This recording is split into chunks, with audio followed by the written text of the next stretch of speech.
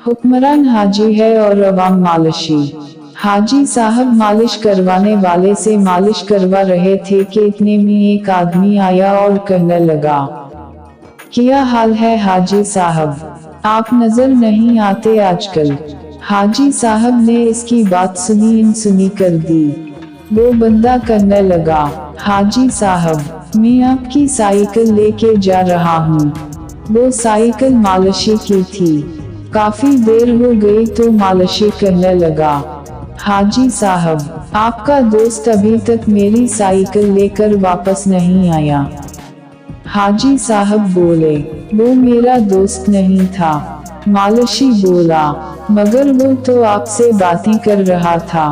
हाजी साहब बोले, मैं तो इसको जानता ही नहीं हूँ, मैं तो समझा था कि वो तुम्हारा दोस्त है। मालिशी बोला, हाजी साहब मैं गरीब आदमी हूँ, मैं तो लट गया। हाजी साहब को मालिशी पर तरस आ गया और वो बोले, अच्छा तो रो मत, मैं तुझे नई साइकिल लेकर देता हूँ। तुम साइकिल वाली दुकान पर जाके नई साइकिल पसंद कर लो।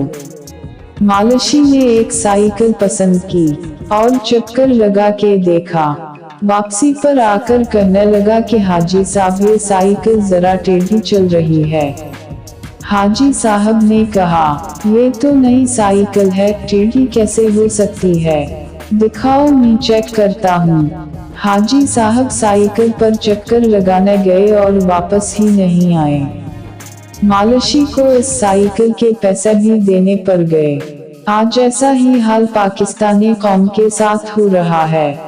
हर नया आने वाला हुक्मरान हाजी है और अवाम मालिशी।